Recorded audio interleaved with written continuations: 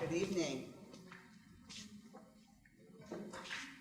My name is Tempest and Johnson Helligers, and I am the new drama director here at Concord Carlisle.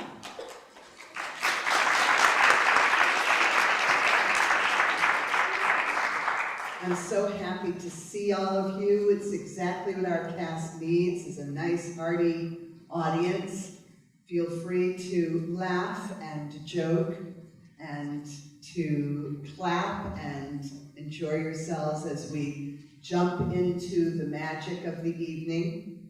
I would ask you, though, to get rid of all your electronics. Turn them off. You don't need them, because we are going way back in time. Enjoy.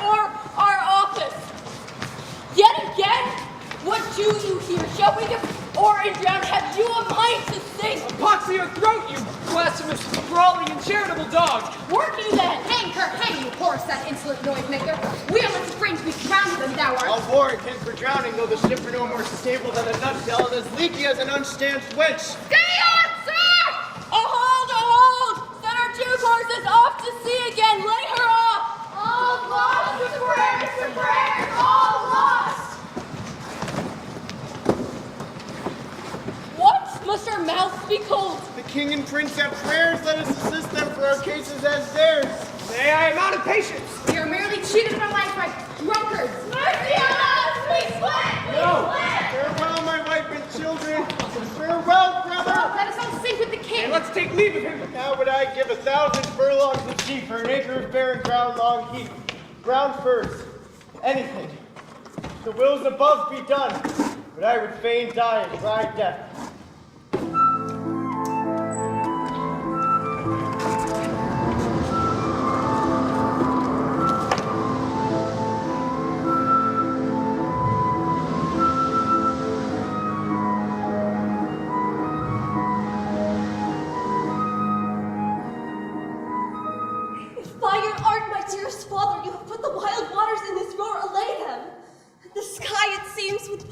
Stinking pitch, but that the sea, mounted to the welkin's cheek, dashes the fire out.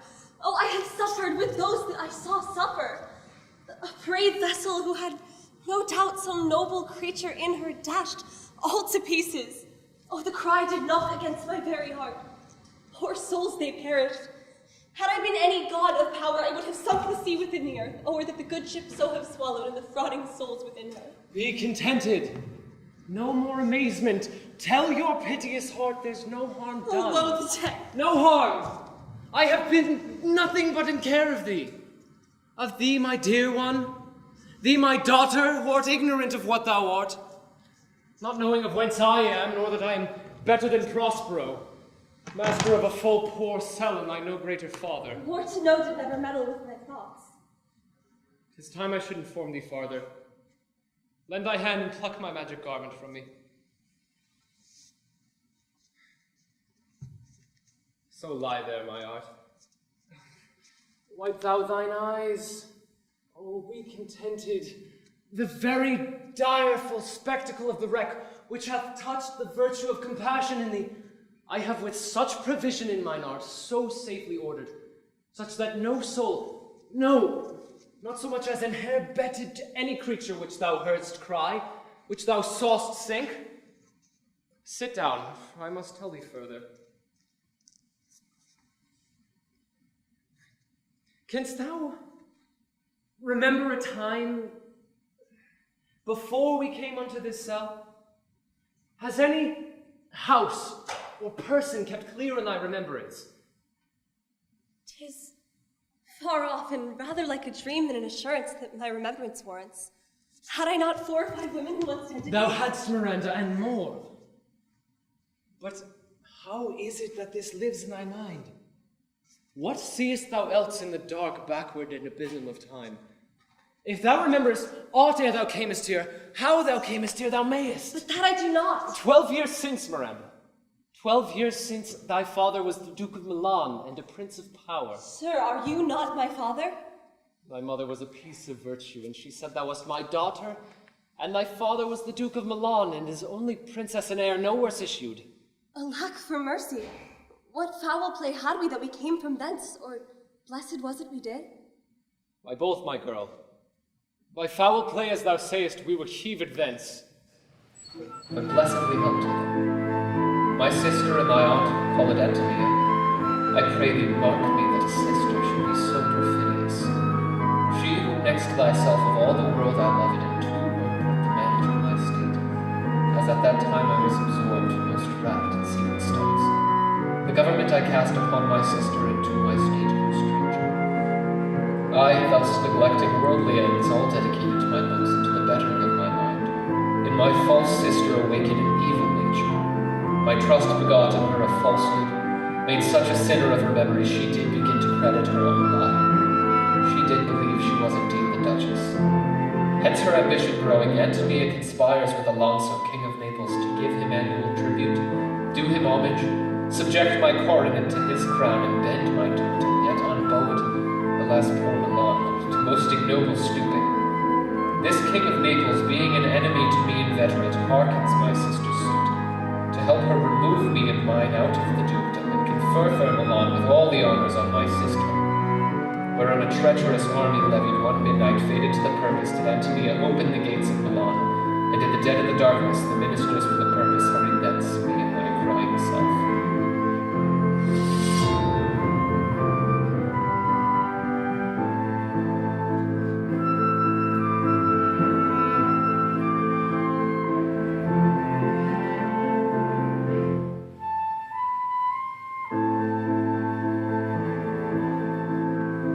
Wherefore did they not that hour destroy us?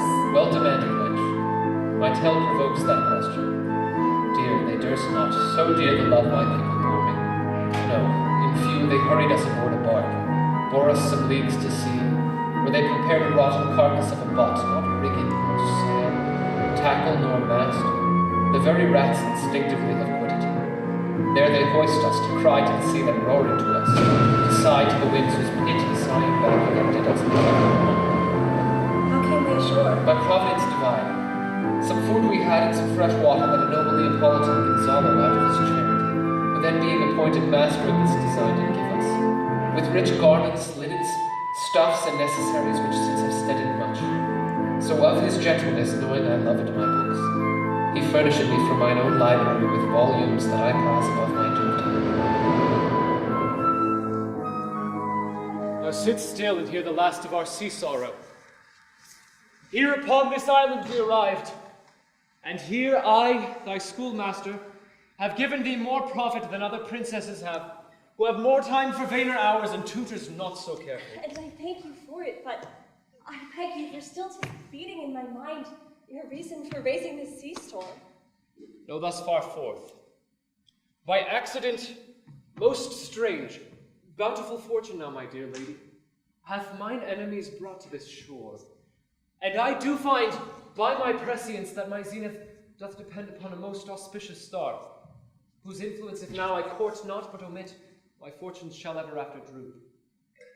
Oh, but here cease more questions. Thou art inclined to sleep. 'Tis a good dullness, and give it way.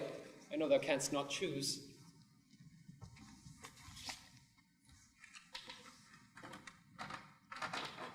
What ho! My industrious servant Ariel! All hail, great master, great Sir Hail! I come to answer thy best pleasure, be it to fly, to swim, to dive into the fire, to ride on the curled cloud, to thy strong bidding task, Ariel, and all her quality. Hast thou spirit performed to the point the tempest that I bade thee? In every article, I boarded the king's ship, now in the beak, the waist, the deck, in every cabin, I flame in amazement. Sometime I divide and burn in many places. The bowsprit, the topmast, the yards, but I flame distinctly. Jove's lightning, the precursors of thy dreadful thunderclaps, more momentary and such outrunning were not. The fire and crack, his sulphurous roaring, the most mighty Neptune seemed to besiege, make his bold waves tremble, yea, his dread trident shake. That's my brave spirit. But who was so firm, so constant, that this coil would not infect his reason? Not a soul but felt a fever of the mad and played some tricks of desperation. Mariners plunged in the foaming brine and quit the vessel, and all fire with me. The king's son Ferdinand, with hair upstaring, well, then like reeds, not hair, was the first man that leapt and cried, "Hell is empty and all the devils are here." That is my tricksy spirit, but was not this nice shore? Close by, my master. But are they, Ariel, safe? Not a hair perished. On their sustaining garments not a blemish, but fresher than before. And as thou hast bates me in troops, I have dispersed them about the isle. The king's son have I landed by himself in an odd angle of the isle, sitting with his arms in a sad knot. Of the king's ship, the mariners saith how thou was disposed, and the rest of the fleet? Safely in harbor is the king's ship. Mariners all under hatches stowed, whom the charmed I have left asleep. And for the rest of the fleet which I have dispersed, they have met again, and on the Mediterranean float bound sadly home for Naples, supposing they saw the king's ship wrecked and his great person perished. Ariel, thy charge exactly is performed, but there's more work. What is the time of the day? Past the mid-season. Yes, at least 2 glasses. Ariel, the time 'twixt 6 and now must by us both be spent most preciously. Is there more toil? Since thou dost give me pains, let me remember thee which thou hast promised, which is not yet performed me. How now? Moody? What is thou canst demand? My liberty. Before the time be out, no more. I prithee, remember I have done thee worthy service. Told thee no lies, made thee no mistakings, work without a grudge or grumbling. Thou did promise to bait me a full year. Hast thou forgot from what a torment I did free thee? No. Thou liest, malignant thing. Hast thou forgot the foul witch Sycorax, hast thou? No, sir. Oh, thou hast. No, sir. I see I must once in a month recount what thou hast been. This damned witch Sycorax was here from Algiers exiled, and hither brought with child. Thou, my slave, as thou reportest thyself, was then her servant. And as thou art a creature too delicate to act her earthly and abhorred commands, refusing her grand hests, she did confine thee by help of her more potent ministers, and in her most unmitigable rage into a cloven pine, within which rift imprisoned thou didst remain 12 winters, within which time she died and left thee there venting thy groans. Then was this island empty, save for that child she littered here, a freckled whelp, hagborn, not honored of the human shape. Yes, Caliban. Yes, she that Caliban, whom now I keep in service. Thou best knowest from what torment I did free thee. Thy groans did make wolves howl, and pierce the breasts of ever-angry bears. It was my art that did make the pine gape and let thee out. I thank thee, master. If thou murmurest, I will rend an oak and peg thee in his knotty entrails till thou hast howled it away 12 winters. Pardon, master, I will be correspondent to command and do my spiriting gently. Do so. And after 2 days I shall release thee. That's my noble master. What shall I do? Say what? What shall I do? Go make thyself like a nymph of the sea. Be subject to no sight but mine and thine, invisible to all eyeball else. Go hither, take this shape, and come in it. Hence, with diligence! Oh, awake, dear heart, awake. Thou hast slept well, awake. The strangeness of your stories put a heaviness in me. Come on, shake it off. We'll visit my slave Caliban, who never yields us kind answer. 'Tis a villain, sir, I do not love to look on. Yes, but as 'tis, we cannot miss her. She does fetch in our wood, build our fires, and serves in offices that profit us. What ho! Slave! Thou thou speak! There's good enough within. Come forth, slave, there's other business for thee. Oh, when thou tortoise got by the devil himself, thy wicked dam, come forth! As wicked do as ere my mother brushed, with raven's feather from unwholesome fen. A drop on you both, a southwest blow on ye, and blister you all over. For this be sure tonight, thou shalt have side stitches, cramps, sea urchins exercise on thee, each pinch more stinging than a bee's. I must eat my dinner. This island's mine, which thou takest from me. When thou camest first, thou strokest me, made much of me, wouldst give me water with berries in it, teach me how to name the bigger light and how the less. And then I loved thee, showed thee all the qualities of the isle, the fresh springs, brine pits, barren place and fertile. Cursed be I that did so. All the charms of Sycorax, toads, beetles, bats, light on you. For I am all the subjects that you have, which first was mine own king. And here you sty me in this hard rock, whilst you do keep me from the rest of the isle. Thou most lying slave, whom stripes may move, not kindness. I have used thee, filth as thou art, with human care, and lodged thee in mine own cell till thou didst seek to violate the honor of my child. Oh ho, oh ho. Would it had been done, thou didst prevent me. I had peopled else this isle with Caliban. Abhorred slave, which any print of goodness will not take, capable of all ill. I pitied thee, took pains to make thee speak, taught thee each day one thing or other. When thou didst not, savage, know thine own meaning, I endowed thy purposes with words to make them known. You taught me your language, and my profit on it is I know how to curse. The red plague rid you for learning me your language. I accede hence. Fetch us in fuel. Shrugg'st thou with malice? If thou dost do unwillingly or neglect what I command of thee, I shall wreck thy bones with aches, fill thee with aged cramps, make thee howl that beasts shall tremble at thy din. No, pray thee. You must obey. His art is of such power it would control my dame's god set about and make a vassal of him. So slave hence!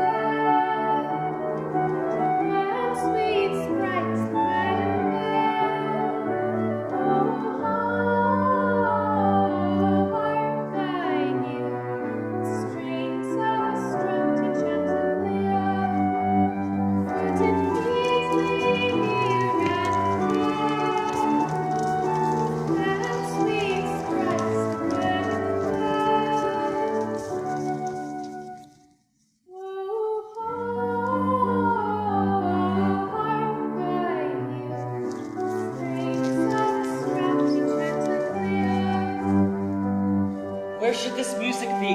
In the air or on the earth, it sounds no more, and sure it waits upon some god o'er the island. Sitting on a bank, weeping again my father's wreck.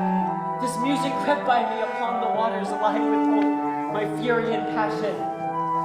But 'tis gone. With its sweet air, thence I have followed it, or rather it hath drawn me here.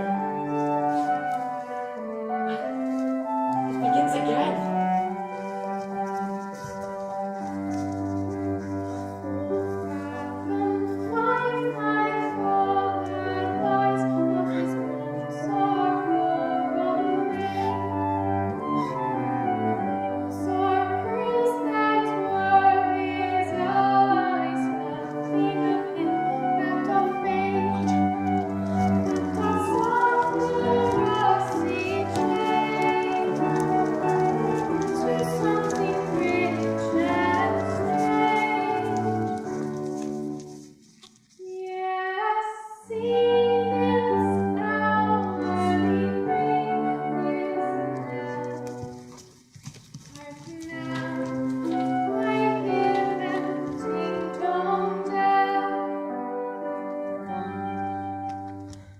The ditty does remember my drowned father.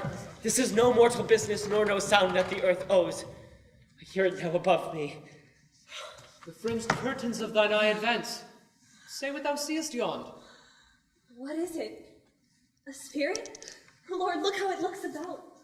It carries a brave form, sir, but 'tis a spirit. No, wench. It eats and sleeps and has such senses as we have such. This gallant which thou seest was in the wreck, and but he's something stained with grief that is beauty's canker. Thou mightest call him a goodly man. He lost his fellows in the wreck and strays about to find him. I might call him a thing divine, for nothing natural I ever saw so noble. It goes on, I see, as my soul prompts it. Spirit, thou shalt have freedom in 2 days for this. Most sure the goddess on whom these airs attend, vouchsafe my prayers, may know if you remain upon this island and some good instruction give. How I may bear me here, but my prime request, which I do last pronounce, is, oh, if you a maiden or no. No wonder, sir, but certainly a maid. Oh, heavens, my language, I'm the best that speak this speech but where 'tis spoken. How? The best? What wert thou if the king of Naples heard thee? Naples? A single thing as I am, to hear thee speak of Naples. Myself am Naples, and never since at ebb beheld the king, my father's wreck. Alack for mercy! Yes, faith in all his lords. At the first sight they have changed eyes. Spirit, thou shalt have freedom. Soft, sir. I fear you have done yourself some wrong. One word, please. No. Why speaks my father so ungently? This is the second man that I e'er saw, the first that I e'er sighed for. Pity move my father to be inclined my way. Oh, if you a virgin and your affection not gone forth, I will make you the queen of Naples. They are both in either's power, but this swift business I must uneasy make, lest too like the winning make the prize light. Sir, I charge thee that thou dost attend me. Thou dost here usurp the name thou ownest not, and have placed thyself on this island as a spy to win it from me, the Lord. No, as I am a man. There's nothing ill can dwell in such a temple. Quiet. He's a traitor. Come, I'll manacle thy neck and feet together. Sea water shalt thou drink. The food shall be the withered roots, fresh brook mussels, and husk wherein the acorn cradles follow. I will resist, I traitor, take! Dear father, make not too rash a trial of him, for he is gentle and not fearful. What, I say, my foot, my tutor? Put thy fist up, traitor. Who darest make a show but not strike? Come. Beseech you, father! Hence, hang not on my garments. Sir, have pity, I'll be his surety. Silence. One word more shall make me chide thee, if not hate thee. What, an advocate for an impostor? Thou thinkst there is no shape such as he, having seen but him and Caliban. Oh, foolish wench. To the most of men this is a Caliban, and they to him are angels. My affections are then most humble. I have no desire to see a goodlier man. Come on, obey. Thy nerves are in their infancy again and have no vigor in them. So they are. My dreams are all bound up. The wreck of my friends, the loss of my father, the weakness which I fear. Nor this man's threats to whom I am subdued or but make light to me. But to behold this maiden by once a day through my cell. It works. Follow. Thou hast done well, spirit. I said follow. Hark, what else thou shalt do me? Maiden. Fear not. My father said better nature, sir, that he appears by speech. 'Tis unwanted which now came from him. Thou shalt be as free as mountain winds, but then do exactly all points of my command. To the citadel! Follow! Speak not for him. Maiden.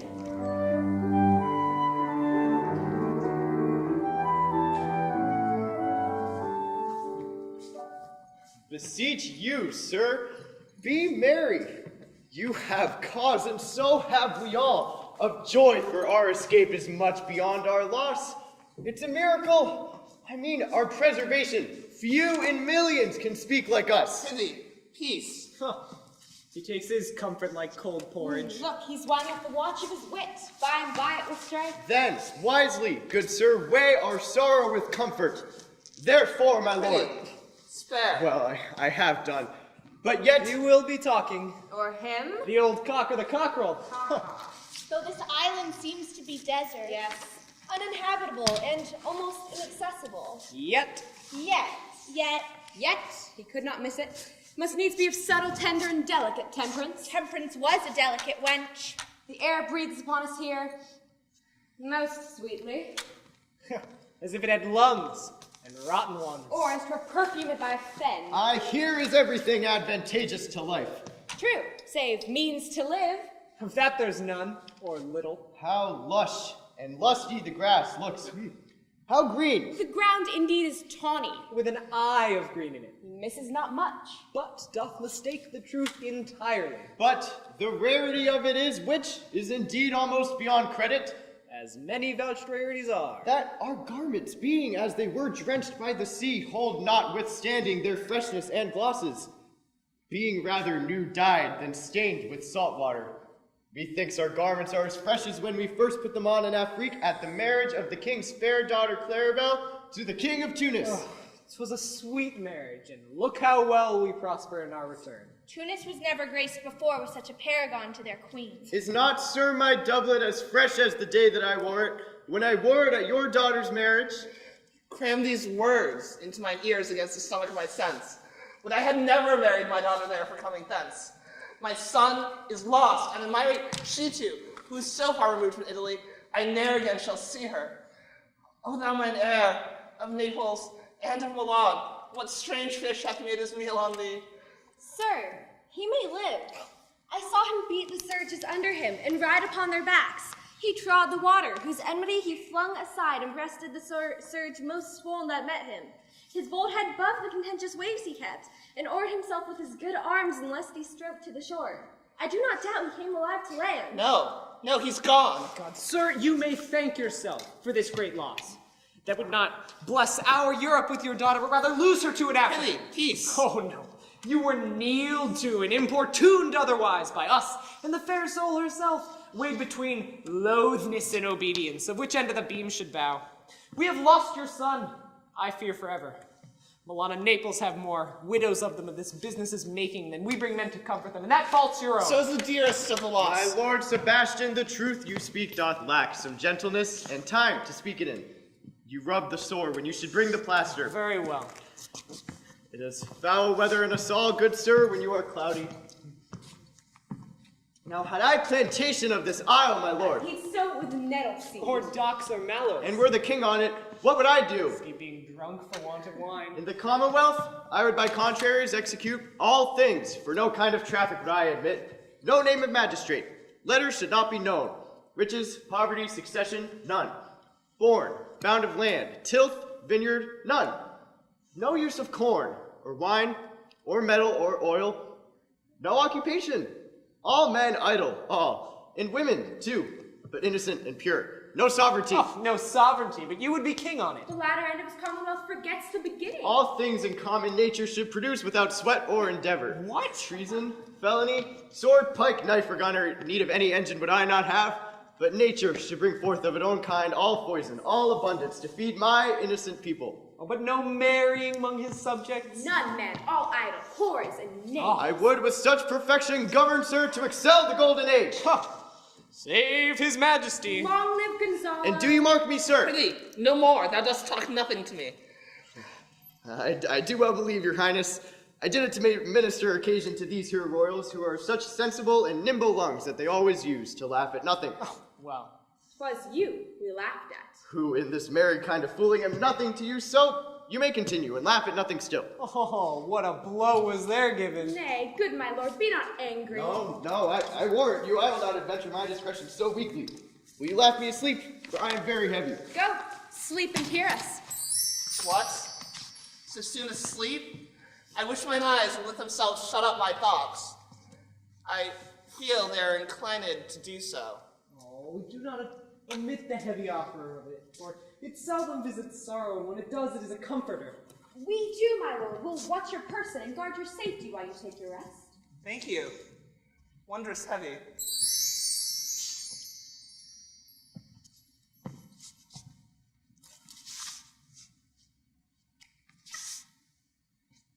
What a strange drowsiness possesses them. It must be the quality of the climate. Nay, then why do our islands not sink? I find myself not disposed to sleep. Nor I, my spirit too nimble, they drop as by a thunderstroke. What might, worthy Sebastian? Oh, what night? Worthy. No more. Oh. Well, methinks I see it in thy face. What thou shouldest be?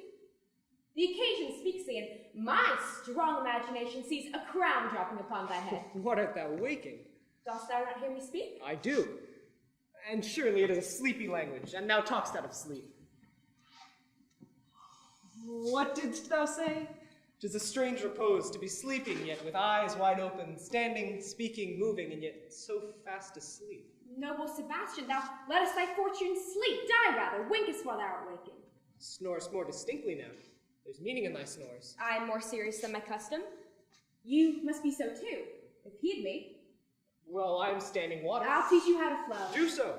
To ebb hereditary sloth instructs me, but prithee say on. The setting of thine iron cheek proclaim a certain matter from thee. Thus, sir, although this lord of weak remembrance, who shall be of his little memory when he is earthed, hath here almost persuaded the king his son is alive, 'tis as impossible that he's undrowned as he that sleeps here swims. I have no hope that he's undrowned. No hope? Oh, out of that no hope, what great hope have you? Will you grant with me that Ferdinand is drowned? He's gone. Then tell me, who's the next heir of Naples?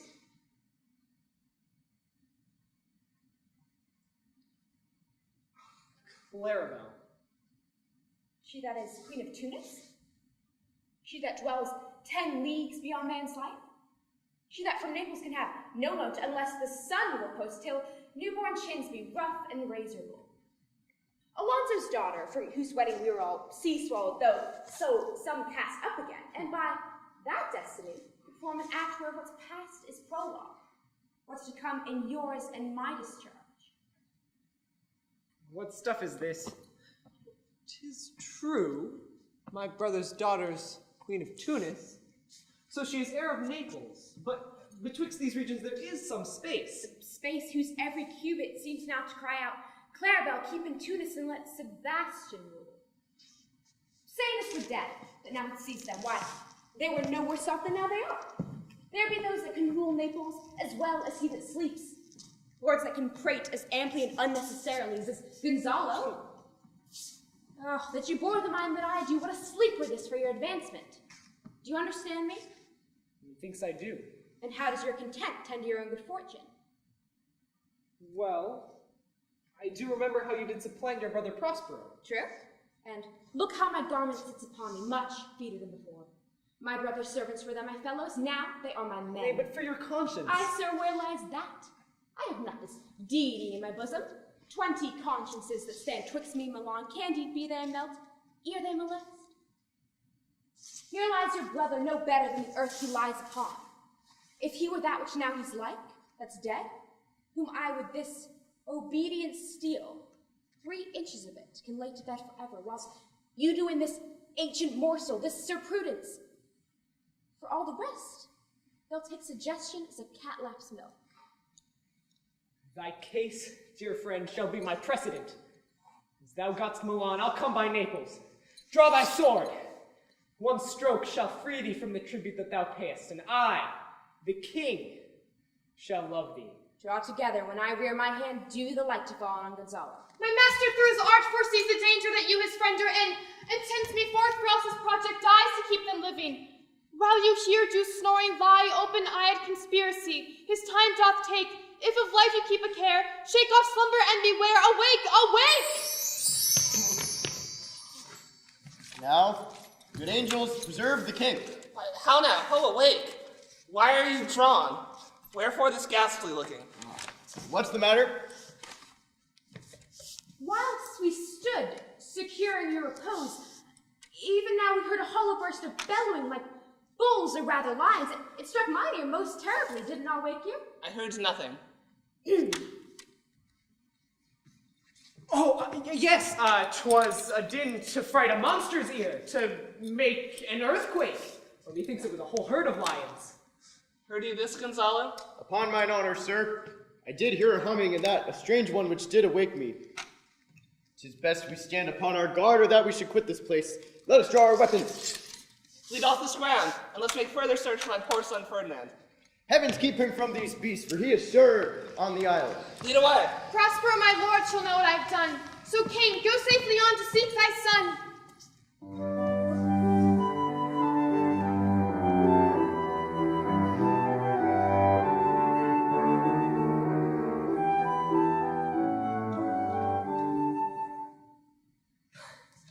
All the infections the sun sucks up, from pogs, pens, flats, on Prospero fall, and make him by inchmeal a disease. His spirits hear me, and yet I needs must curse.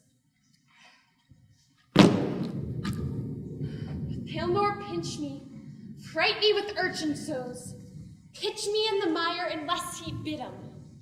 But for every trifle are they set upon me.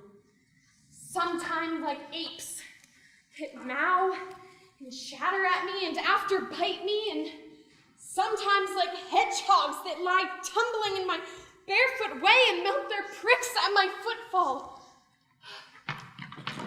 And sometime am I all wound with adders, who with their cloven tongues do hiss me into madness. Lo, now lo, here comes a spirit of his, and to torment me for bringing wood, and slowly I'll fall flat. Perchance he will not mind me. Here's neither bush nor shrub to bear off any weather at all. And another storm brewing. I hear it sing in the wind. Yon same black cloud.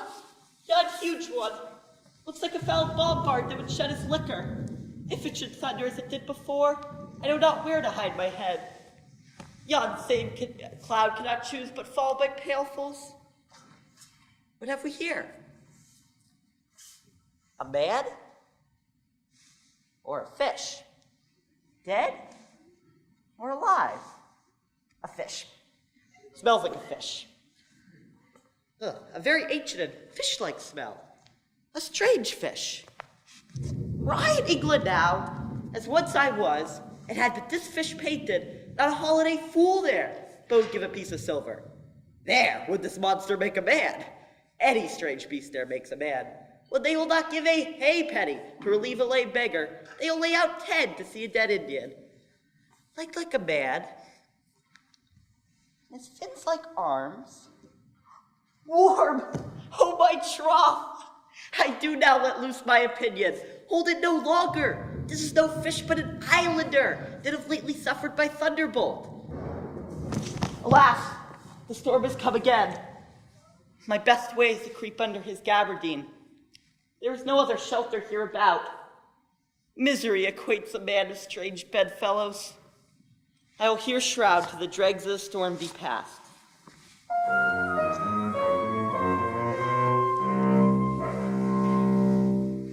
I shall no more to see. Here I shall die at shore. The scary tune will sing a man's funeral, but he is my comfort. The master, the swabber, the boatswain, and I, the gunner and his mates, the Malmagan, Marian, and Marjorie, but none of us can Kate. For she had a tongue with a tang, yes, yes, would cry to a sailor, go hang. She loved not the savor of tar nor pitch, yet a sailor may scratch her wherever she did itch. Then see, boys, and let her go hang. Then the sea boys and let her go hang. This is a scurvy tune to sing as well. Well, here's my comfort. Do not torment me, oh! What's the matter? Have we devils here? Do you play tricks upon us with savages and men of Indy? I did not escape drowning to be feared by your 4 legs. The spirit torments me, oh! This is a monster of the isle with 4 legs, who has, as I take it, an og. Where the devil should he learn our language? I will give him some relief, if it but be for that. If I can recover him and keep him tame and get to Naples with him. He's a present for any emperor that's ever trods on neat's leather. Prithee, do not torment me. I'll bring my wood home faster. He's in his fit now, and he does not talk after the wisest. He shall taste of my bottle. If he has ever drunk wine before, it will go near remove his fit.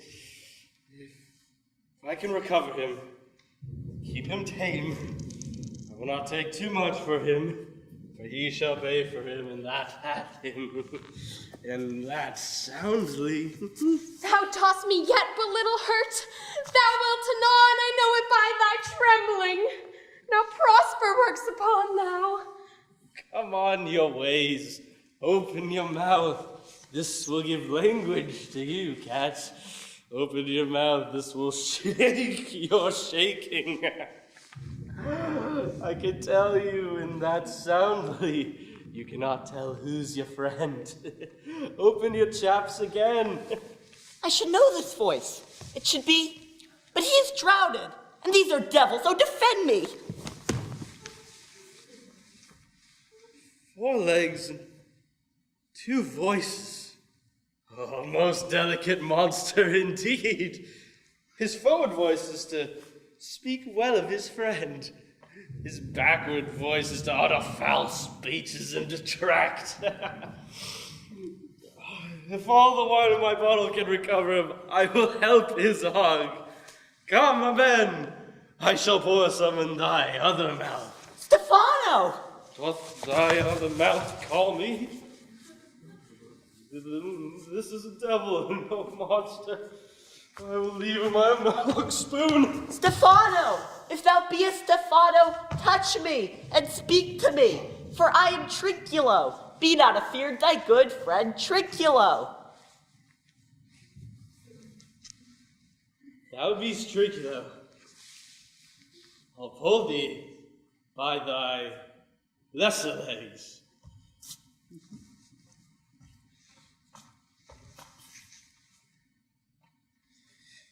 If any legs be Trinculos, these are they. Ah, why thou very art indeed, Trinculo. How did thou come to the siege of this moon cap? Canst thou, brother? Can he vent Trinculos? I took to be killed by a thunderstroke. But art thou not drowned, Stefano? I hope now thou art not drowned. Is the storm overblown? I hid me under the dead mooncalf's gabardine in fear of the storm. And art thou living, Stefano? Oh, Stefano, to Neapolitan escaping! Do not tell me about. My stomach is not constant. These be fine things, if they not be sprites. That's a brave god and bears celestial liquor. I will kneel to him. Swear then how thou escapest. I escaped on the butt of a sack, which the sailors heaved overboard. Swear upon that bottle to be thy true subject, for the liquor is not earthly. Swear that thou escapest. Swim ashore, man, like a duck. I can swim like a duck, I'll be sworn. Swear that thou kissed the book. While thou canst swim like a duck, thou art built like a goose. Oh, Stefano, hast any more of this? The whole box, man. My cellar is in a rock by the seaside where my wine is. How now, Mooncap? How does thine heart? Hast thou not dropped from heaven? Out of the moon, I assure thee. I was the man in the moon when time was. I have seen thee in her, and I do adore thee. My mistress showed me thee and thy dog in thy bush. Yeah, swear to that, then I will furnish it anon with new contents. By this good luck, this is a most shallow monster. I have feared of him. A most weak monster. The man in the moon. A most poor, credulous monster. Well-drawn monster, in good sooth. I'll show thee every fertile inch of the island. I prithee, be my god. By this life, this is the most perfidious and drunken monster. I'll kiss thy foot. I'll swear myself thy subject. Come on, then. Down and swear. I shall laugh myself to death at this puppy-headed monster. A most scurvy monster. I could find in my heart to beat him. Kiss. But then the poor monster's a drink. And an abominable monster. I'll show thee the best springs. I'll pluck thee berries and fish for thee, and get thee wood enough. A plague upon the tyrant that I served. I'll bear him no more sticks. But follow thee, thou wondrous man. A most ridiculous monster to make a wonder of a poor drunkard. I'll bring thee where crabs grow, and I with my long nails will take thee pig nuts, show thee a jay's nest, teach thee how to snare the nimble marmoset. I'll bring thee to clustering filberts, and sometime I'll get thee shellfish from the rock. Wilt thou go with me? Prithee, lead the way, with no further talking. Trinculo, with the rest of our company else being drowned, we will inherit here. Come, bear my bottle, we will fill him by and by again. Farewell, master. Farewell, farewell. A howling monster, a drunken monster. No more tams I'll make for fish, nor fetch and firing at requiring, nor scrape trenching, nor wash stitch. Pan Caliban has a new master. Get a new man. Freedom, high day, freedom. Freedom, high day, freedom. Oh, brave monster, lead the way.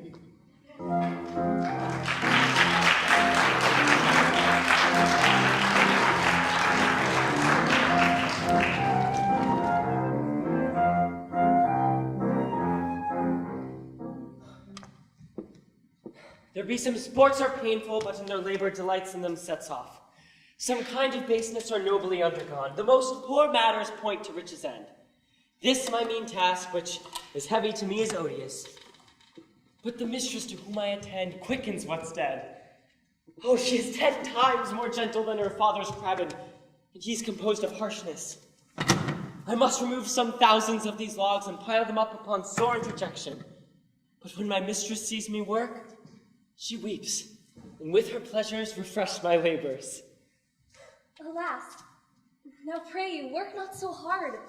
I would the lightning had burnt up those logs that you were enjoined to pile. No, precious creature, the sun shall set before I shall discharge what I must strive to do. If you'll sit down, I'll bear your logs the while. Pray, give me that, I'll carry it to the pile. No, precious creature, I'd rather break my back, crack my sinews, than you should such dishonor undergo while I sit lazily by. It should become me as well as it does you, and I shall do it with much more ease. For my goodwill is to it, while yours is against. No, precious creature, chiefly set into our prayers. When you are come by at night. What is your name? Miranda. Oh, my father, I broke your hest to say so. Admired Miranda, full many a lady I have eyed with best regard, but never since as you. Oh, you, so perfect, so peerless, made of every creature's best. I do not know one of my sex.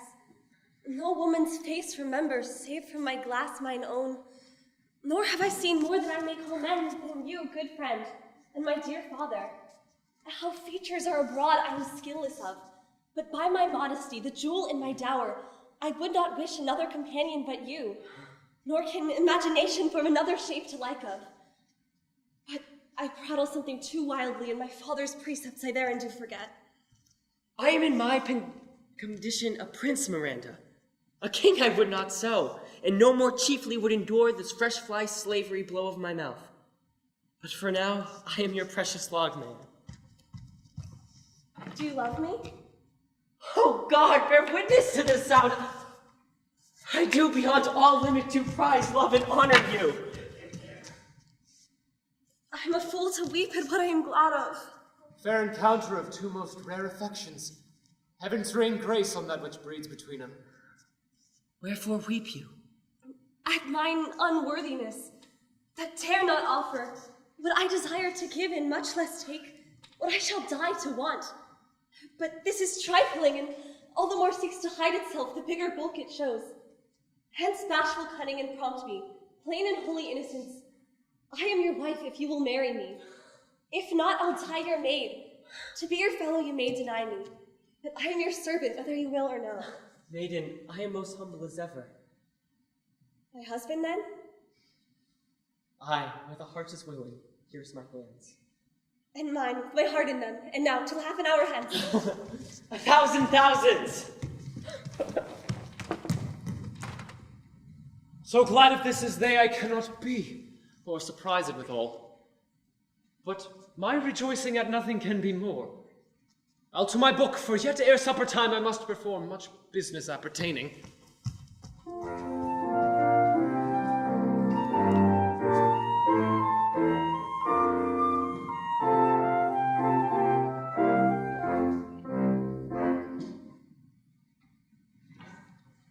Tell me not when the pot is up, we shall drink water.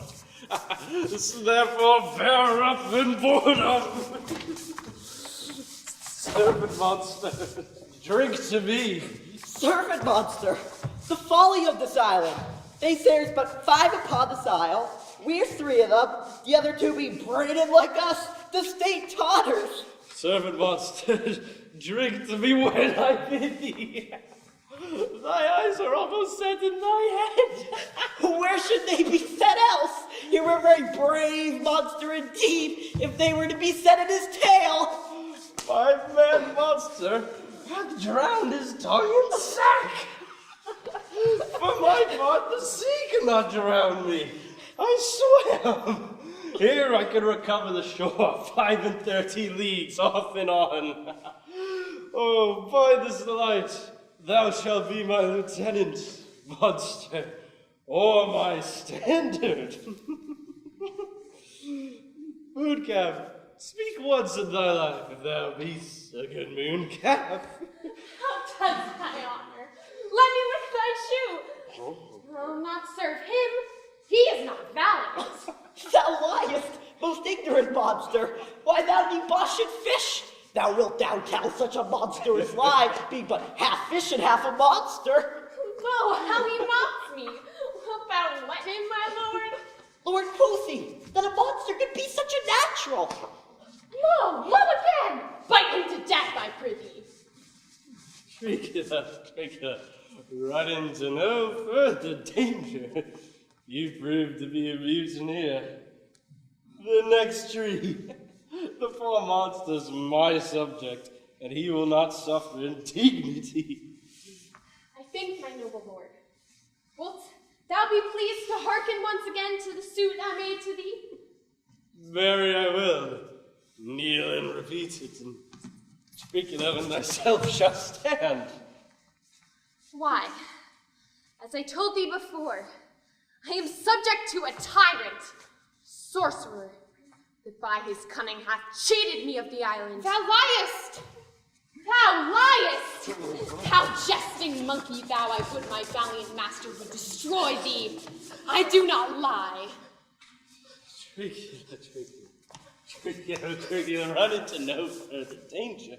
interrupt the monster one more word to tell, and by this hand, I will supplant some of your teeth. Why? I said nothing. Well then, no more. Forward with your tale. I say, by sorcery he got this isle. From me he got it. Thy greatness will revenge it on him, which I know thou darest, but this thing dare not. That's most certain. Thou shalt be lord of it, and I'll serve thee. How can this be compassed? Canst thou bring me to the party? Yea, yea, my lord. I'll yield him thee asleep, or thou mayest knock a nail into his head. Thou liest, thou cannot. What a pioneer's this! How scurvy patch thou! I do beseech thy greatness, give him blows, and take his bottle from him. When that's gone, he'll drink naught but brine, for I'll not show him where the quick freshes are. Drink ye though, run into no further danger. Interrupt the monster one more word to tell, and I'll turn my mercy out of doors and make a stockfish of thee. Why? I said nothing. I'll go farther off. Did thou not say he liest? Thou liest. Do I so? Take thou that. As you like this, give me the lie another time. I did not give the lie. Out of your wits adhering to. A pox o' your bottle. This Gonzaga drinking dew. A muriate on your monster and devil take your fingers. Really, forward with it. Stand farther off. Beat him no more. After a little time, I'll beat him too. Yes, stand farther. Why, as I told thee, 'tis a custom with him in the afternoon to sleep. There thou mayest brain him, having first seized his books, or with a log batter his skull, or punch him with a stake, or cut his weasand with thy knife. Remember first to possess his books, for without them he's but a sot, as I am, nor hath not one spirit to command. They all do hate him as rootedly as I. But first burn his books.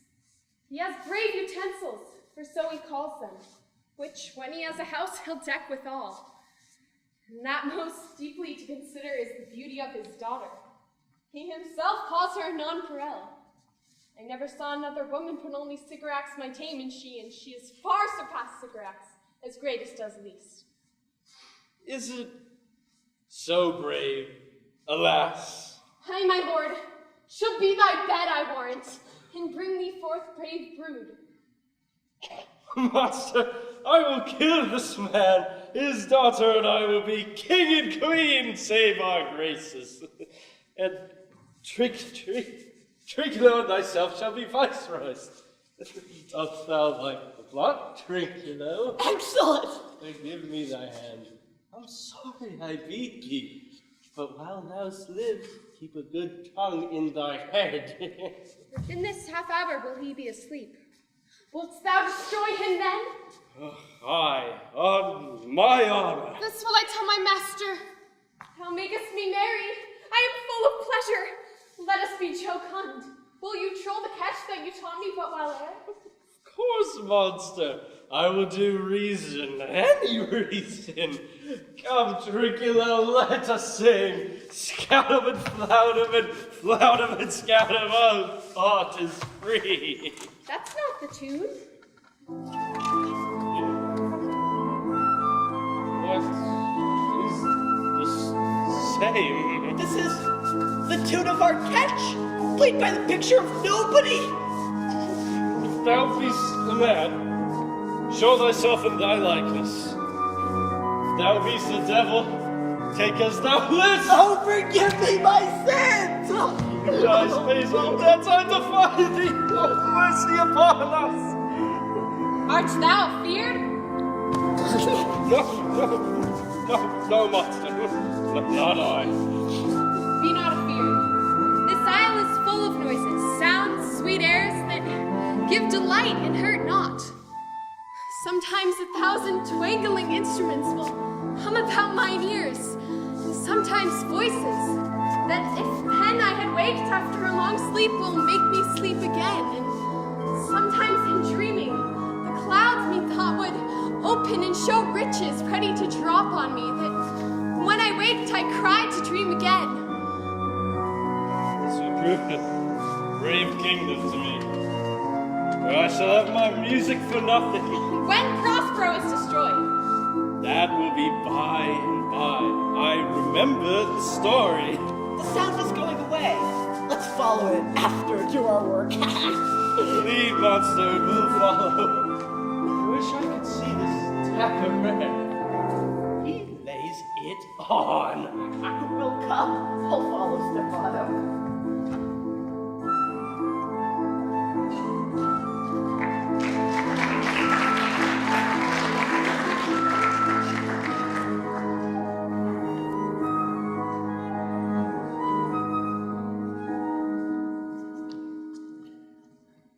Lincoln, I can go no further, sir. My old bones ache. 'Tis a maze-trod indeed, through forthrights and meanders. By your patience, I needs must rest me. Oh Lord, I can't blame thee, who am myself attached with weariness, from dulling of my spirits. Sit down and rest.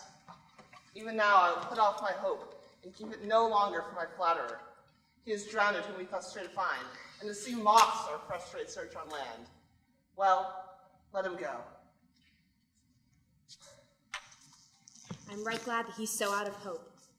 Do not for one repulse forego the purpose that you resolve to effect. No, the next advantage we will take thoroughly. Let it be tonight. For now they are weary with travel, and will not cannot use such vigilance as when they are fresh. I say tonight. No more.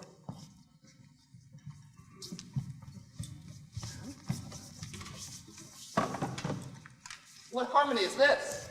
My good friend's harp. Marvelous sweet music. Give us, kind keepers. Heavens, what were these? A living drollery. Now I will believe there are unicorns.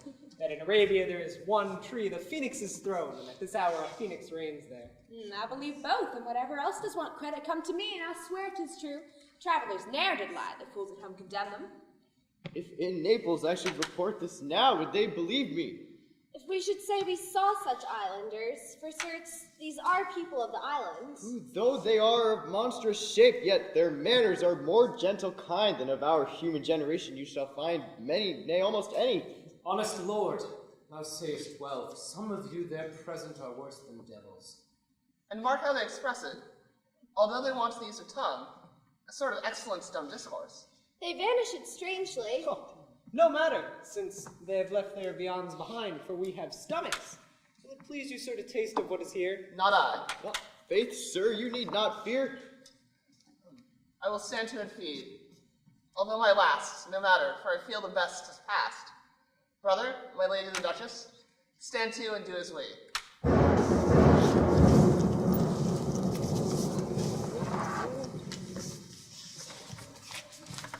You are three of sin, whom destiny that hath to instrument this lower world and what's in it, the never surfeit sea hath caused to belch up you. And on this island where man doth not inhabit, you munstmen, being most unfit to live, I have made you mad, even with such like thou men hang and drown their proper selves.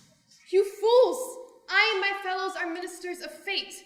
The elements of whom your swords are tempered may as well wound the loud winds, or with the mocked stabs kill the still closing waters as one feather in my plume. My ministers are like invulnerable. If you get hurt, your swords are too massy now for your strength, it will not be uplifted. But remember, for that's my business to you, that you three from Milan did supplant good Prospero, expose it onto the sea which hath requited him and his innocent child, the foul deeds delaying, not forgetting, have incensed the seas and shores, they all the creatures against your peace. Thee of thy son Alonso, they have forfeit and do pronounce by me, lingering perdition worse than any death can be at once. May step by step attend you on your ways in this most desolate isle.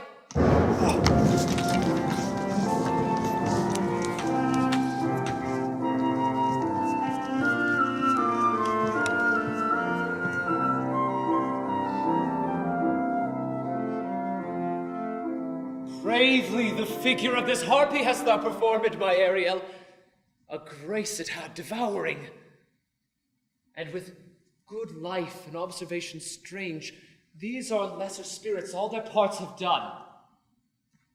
These, mine enemies, are all knit up in their distractions. They are now in my power. And in these fits I leave them, while I visit the young Ferdinand, whom they suppose is drowned, and his and mine loved darling. In the name of something holy, sir, why stand you in this strange stare? Oh, it is monstrous, monstrous. Methought the billows spoke and told me of it. The wind did say it, and the thunder, that deep and dreadful organ pipe, pronounced the name of Prospero. It did base my trespass. Therefore, in the ooze my son is bedded, and I'll seek him deeper than air sound plummet, and with him there lie mudded. Oh, but one fiend at a time, I'll fight their legions o'er. I'll be thy second. All three of them are desperate.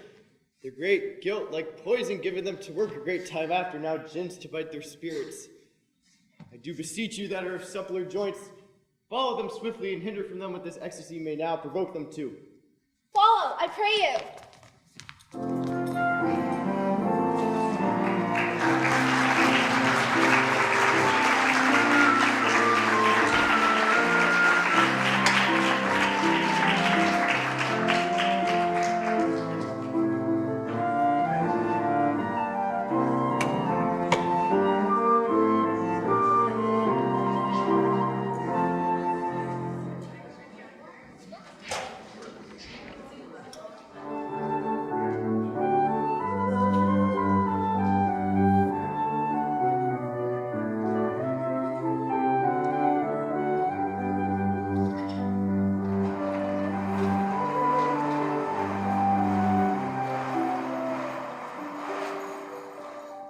If I have too austerely punished you, your compensation makes amends, for I have here given you a third of mine own life in that part for which I live. For once again I tender to thy hands all thy vexations were but trials of my love, and thou hast strangely stood the test. So here afore heaven I ratify this my rich gift. Oh, Ferdinand, do not smile at me that I boast her off. You shall find she will outstrip all praise and make it halt behind her. I do believe it against an oracle. Then, as my gift and thine own acquisition worthily purchased, take my daughter. As I hope for quiet days, fair issue, and a long life, the most opportune place, the strongest suggestion, shall never melt mine honor into lust to take away from today's celebration. Well said. Sit then and talk with her, she is thine own. What ho, my industrious servant Ariel! What, my potent master, here I am. Ariel, thou and thy meaner fellows did your last service worthily perform, and I must use you in such another trick. Go bring the rabble o'er whom I give thee power here to this place. Incite them to quick motion. I must here bestow upon the eyes of this young couple some vanity of mine art. It is my promise, and they expect it from me. Presently? Aye, with a twink. Before you can say come and go, breathe twice or cry so. Each one tripping on his toe will be here with Mopper Mo. Do you love me, master? No? Dearly, my delicate Ariel. Do not approach till thou dost hear me call. Well, I conceive. Look you be true. Do not give dalliance too much the rein. The strongest oaths are straw to the fire of the blood. Be more abstemious, or else good night your vow. The white cold virgin snow upon my heart abates the honor of my liver. Very well. Ariel, approach! No tongue, all eyes, be silent!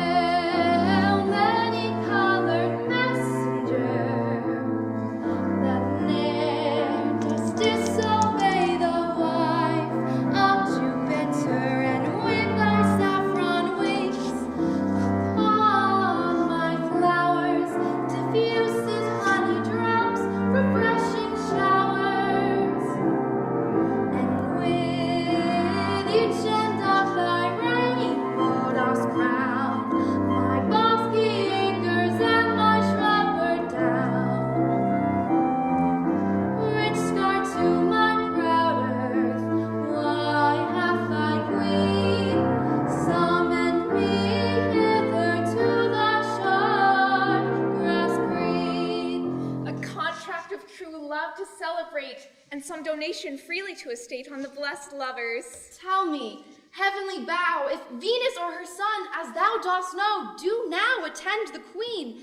Since she did plot the dark Hades, my daughter got her and her blind boy scandal company I have forsworn. Of her society be not afraid, I met her deity, cutting the clouds towards her temple, and her son dove drawn with her.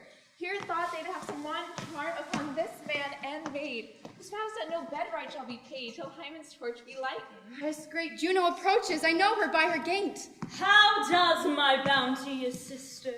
Go with me to bless this twain that may prosperous be and honored in their issue. Honor, riches, marriage, blessing, long continuance and increasing. Hourly joys be still upon you. Juno sings her blessings on you. Honor, riches, marriage, blessing, long continuance and increasing. Hourly joys be still upon you. Juno sings her blessings on you. Verse increase in force and plenty, barns and gamers never empty. Vines with clustering bunches growing, plants with goodly burden bowing. Bring up to you at the farthest in the very end of harvest, scarcity and want. Charity won't daunt. Ceres blessing, Ceres blessing, Ceres blessing, Ceres blessing, so is on you.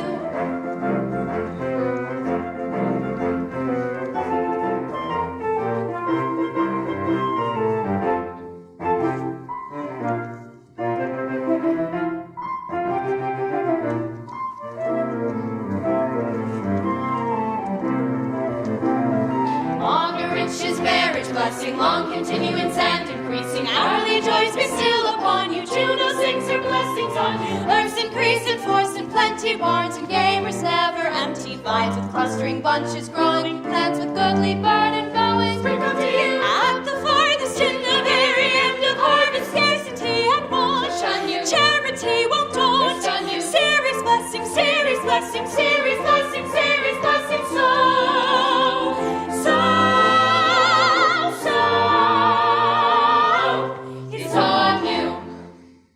This is a most harmonious, charming age. Here we go to speak these spirits. Spirits, which by mine art I have called from their present confines to enact my fancies. This place be perfect. Please, sir, make it paradise. Sweet now, silence. Iris and Ceres whisper seriously. There's something else to do. Hush and be mute, or our spell is marred.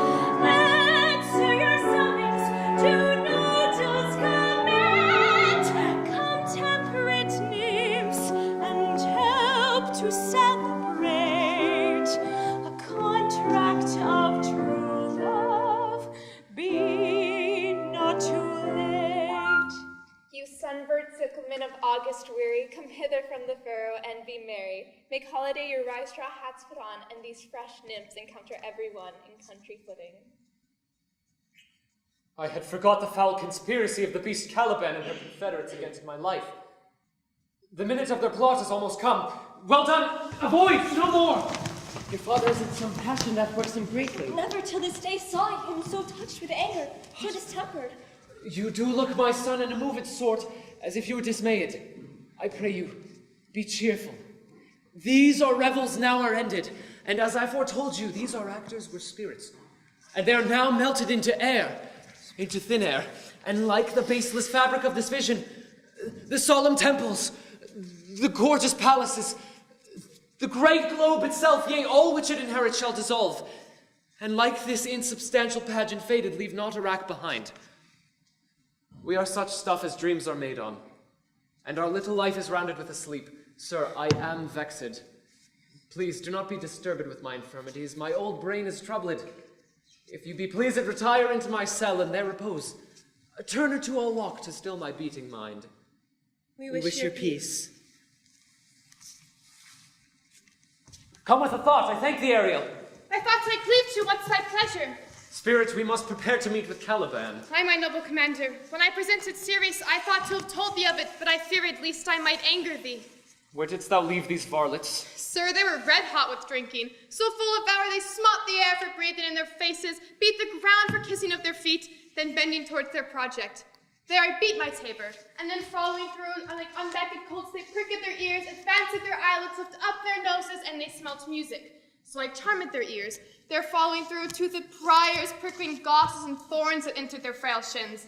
There I left them in the magic pool beyond your cell, there dancing up to their shins in the foul lake that stunk their feet. This was well done, my bird. Thy shape invisible retain thou still. The trumpery in my trunk, bring it hither as bait to catch these thieves. I go! A devil. A born devil on whose nature and nurture can never stick. On whom all my pains, all humanely taken, all lost. Quite lost. And as with time her body uglier grows, so her mind cankers. I will plague them all, even to roaring. Come, place them here.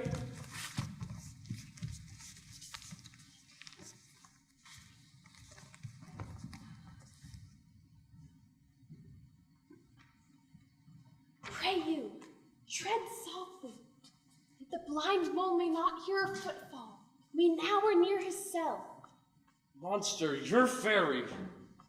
What you say is a harmless fairy. It's done none better than play jerk with us. Monster, I do smell all horse piss, at which my nose is in great indignation. So swine. Listen, monster, should I take a displeasure against you?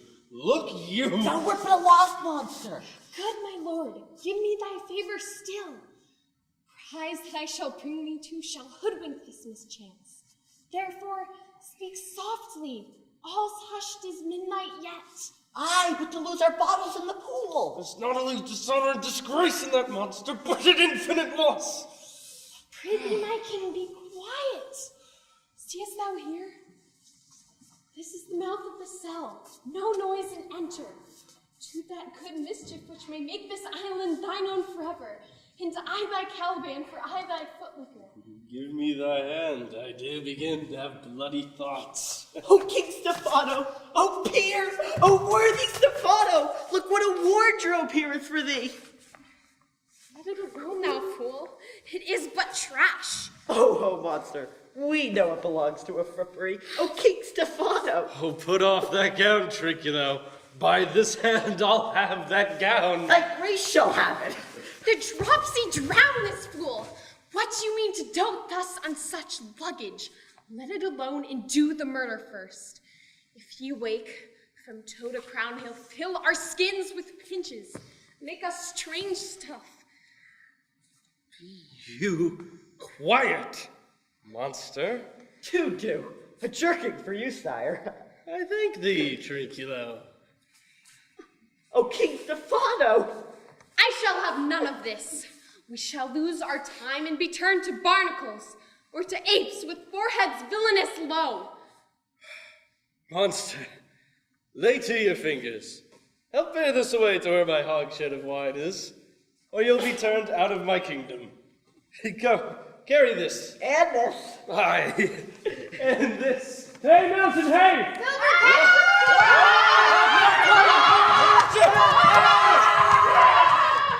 Go charge my goblins that they grind their joints with aged cramps, shorten up their sinews with dry convulsions, and more pinch-spotted make them than pard or catamount. Let them be hunted soundly. At this hour lies at the mercy all mine enemies. Shortly shall all my labors end, and thou shalt have freedom. For a little follow and do me service.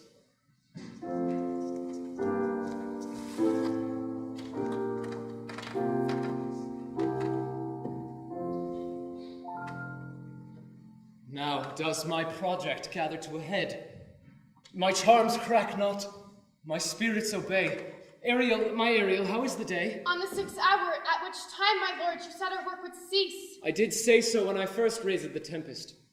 Say, spirit, how does the king and his followers? Confined it together in the same fashion as you gave charge. All prisoners, sir, in the lime grove which weatherfins your cell. They cannot budge to your release. The king, his brother, and your sister abide all three distracted, and the remainder mourning over them, brimful of sorrow and dismay. And him chiefly, sir, the good old Lord Gonzalo, his tears run down his beard like winter's drops from eaves of reeves. Your charm so strongly works them, that if you beheld them, your affections would become tender. Dost thou think so, spirit? Mine would, sir, were I human. And mine shall, though with their high wrongs I am struck to the quick. Yet with my nobler reason gainst my fury do I take part. The rarer action is in virtue than in vengeance. They being penitent, sole drift of my purpose doth extend, not a frown further. Go release them. My charms I'll crack, their senses I'll restore, and they shall be themselves. I'll fetch them, sir. Ye elves of hills, brooks, standing lakes and groves, and ye that on the sand with printless foot do chase the ebbing Neptune and do fly him when he comes back.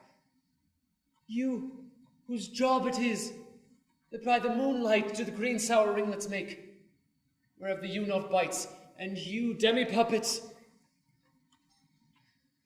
by your aid, weak ministers though ye be, I have bedibbed the noontide sun, called forth the mutinous winds, and twixt the green sea and azurid vaults set roaring war.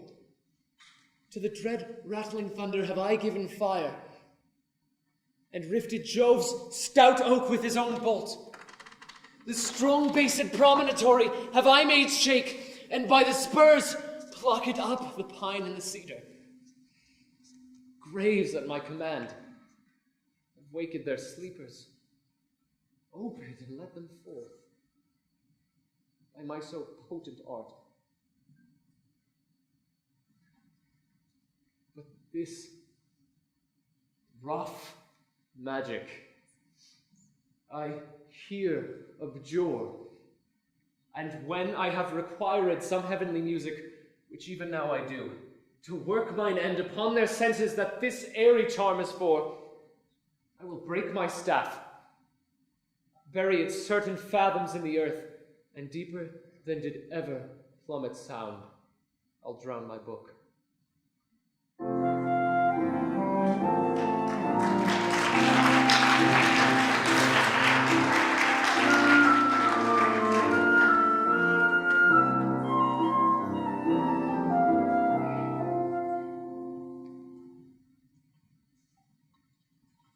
A solemn air, and the best comforter to an unsettled fancy. Cure thy brains, now boil it within thy skull. There stand, for you are spell-stopped. O holy Gonzalo, honorable man, my eyes even sociable to the show of thine fall fellowly drops. The charm dissolves apace, and soon their rising senses will begin to chase the ignorant fumes that mantle their clearer reason. O good Gonzalo, my true preserver, and a loyal sir to him thou followest, I will pay thy graces home both in word and deed. Most cruelly didst thou, Alonso, use me and my daughter. Thy brother was a furtherer in the act. Thou art pinched for it now, Sebastian. In flesh and blood, you, sister mine, that entertained ambition, expelled remorse, who with Sebastian, whose inward pinches are most strong, would here have killed your king.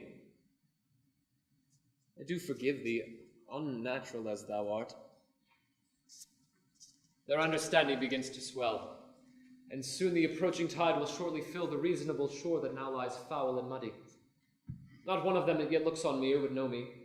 Ariel, fetch me the hat and rapier in my cell. I will discase myself presently as I was sometime lunt. Hurry, spirits, thou shalt ere long be free.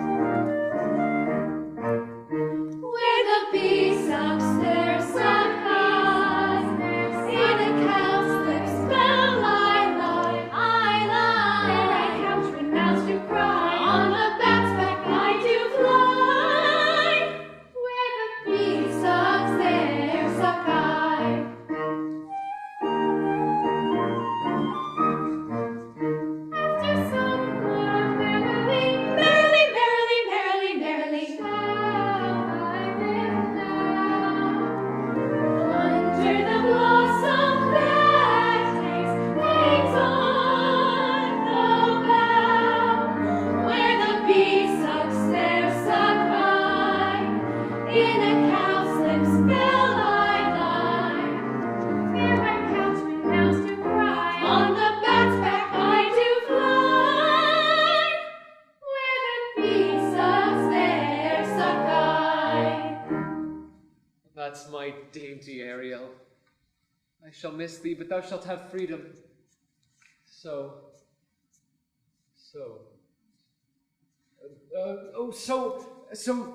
to the king's ship. The mariners being asleep, the master and the boatswain under the hatches. Wake them and force them to this place. Presently, I prithee. I drink the air before me and return ere your pulse twice beat.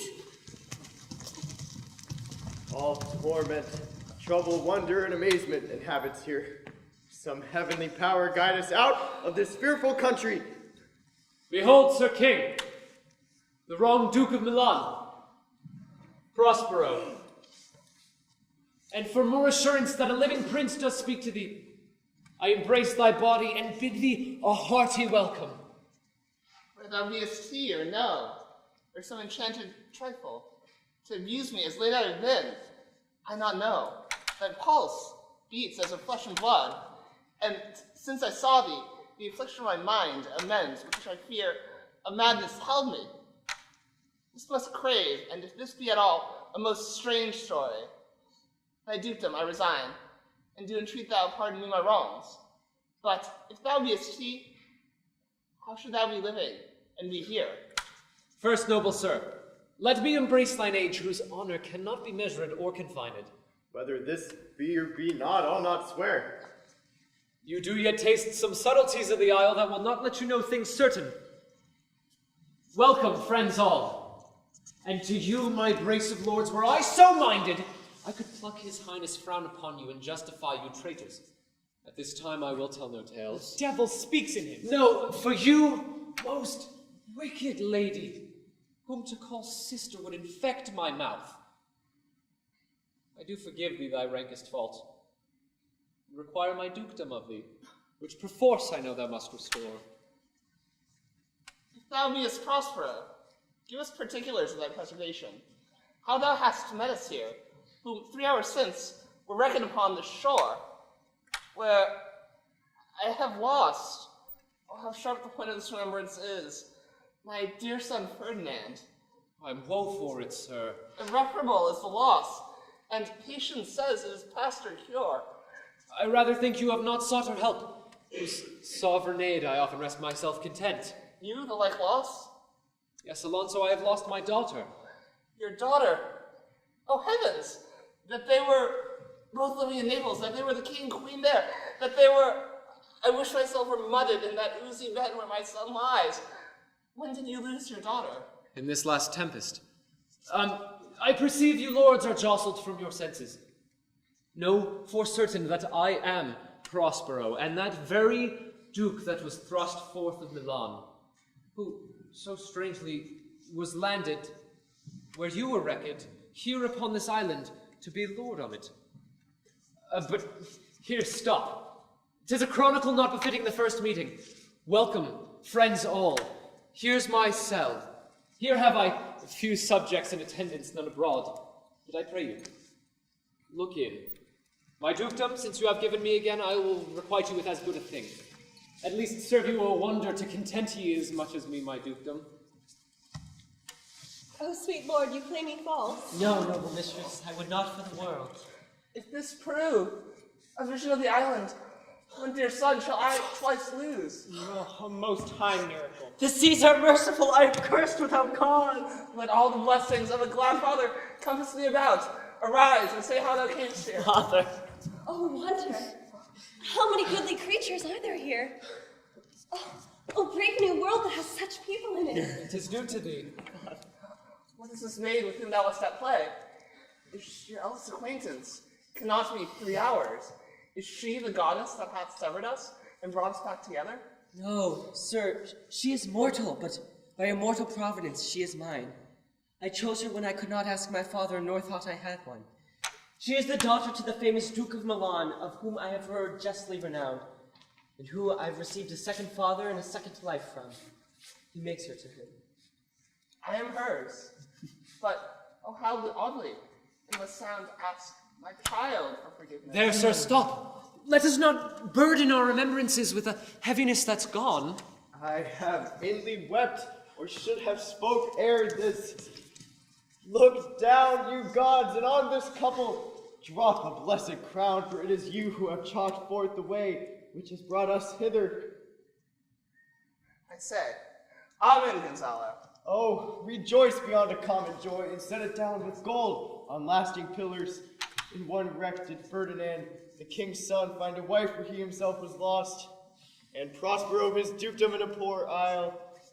And all of us found ourselves where no man was his own. Give me your hands. The grief and sorrow still embrace his heart that doth not wish you joy. Be it so. Amen. Amen. Ariel, set Caliban and her companions free. Untie the spell. How fares my gracious sir? There are yet missing some few odd lads of your company whom I... Every man shift all the rest, and let no man take care of himself for all his fortune. Oh, Coraggio, bully monster Coraggio. If these be true spies which I see in my head, here's a goodly sight. Oh, said Paus, these be brave spirits indeed. How fine my master is, I'm afraid he will chastise me. What are these things, Duchess Antonia? Will money buy them? Very like one of them is no doubt marketable. Yes, this misshapen knave. Her mother was a witch, and one so strong that could control the moon, like flows and ebbs of tides. These three have robbed me and would kill me. Two of these fellows you must know and own. This thing of darkness I acknowledge mine. I shall be pinched to death. Is this not Stefano, my drunken butler? He's drunk now. Where had he wine? And Trinquillo is reeling right. Where should they find this liquor that hath gilded him? Say, how camest thou in a pickle? I've been in such a pickle since I saw you last that I fear me will never out of my bones. Why, how now, Stefano? Oh, touch me not. I am not Stefano, but a cramp. But you'd be king of the Isle, Sirrah. Oh, I would have been a sore one then. And this is as strange a thing as e'er I looked upon. She is as disproportioned in her manners as in her shape. Go away to myself, bring your companions, and as you look to have my pardon, trim it handsomely. Aye, then I will, and I'll be wise hereafter and seek for grace. What a thrice double ass was I to take this drunkard for a god and worship this dull fool. Go to! Away! Hence, and display your luggage where you found it. Or stole it, rather. Look, sir, here's more of us. I promise you, if a gallows were on land, these fellows could not drown. What is the news? Hast thou no mouth by land? The best news, sir, is that we've safely found our king in company. The next, our ship, which but 3 glasses since we gave out split, is tight in yare and bravely rigged, as when we first put out to sea. Sir, all this service have I done since I went. My tricksy spirit. These are not natural events. They strengthen from strange to stranger. Say, how camest thou hither? If I did think, sir, I were well awake, I'd strive to tell you. We were dead of sleep, and how we know not, all clapped under hatches, where, but even now, with strange and several noises of roaring, shrieking, howling, and jingling chains, and more diversity of sounds, all horrible, we were awakened, straightway at liberty, where we beheld her, in all her trim, our royal good and gallant ship. 'Tis true, and then, so please you, even in a dream were we divided from it, and brought hither. Was't well done? Bravely, my diligence. Thou shalt have freedom. This is as strange a maze as ever been trod. Some oracle must rectify our knowledge. Sir, do not beat on the strangeness of this business. Think you each thing well. Alonso, I invite you and your train here to my poor cell to take your rest for this one night, which part of which I shall take up with things that I doubt not shall make go quick away. The story of my life and the particular accidents gone by since I came to this island. And in the morning, I'll take you to your ship and so to Naples, where I have hoped to see the nuptial of our dearly beloved solemnized. Thence will I retire to my Milan, where every third thought shall be my grave. I long to hear the story of your life, which must take the ear strangely. I'll deliver all, and promise you calm seas, auspicious gales, and sails so expeditious that shall catch your royal fleet far off. My Ariel chick, that is thy charge. Then to the elements be you free, and fare you well.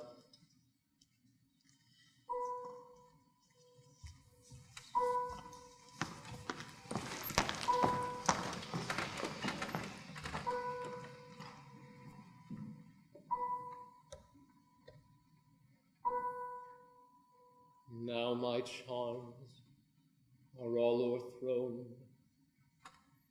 and what strength I have's mine own, which is most faint. Now 'tis true, I should be here confined by you, or sent to Naples, let me not, since I have my dukedom not, and pardon bodies either dwell in this fair island by your spell, but release me from thy bands with the help of your good hands.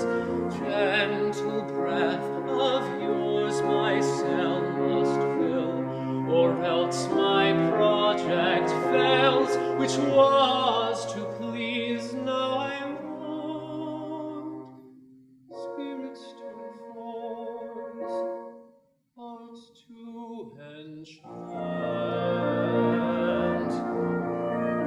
and my ending is despair, unless I be relieved by prayer, which pierces so that it assaults mercy itself and frees all faults, as you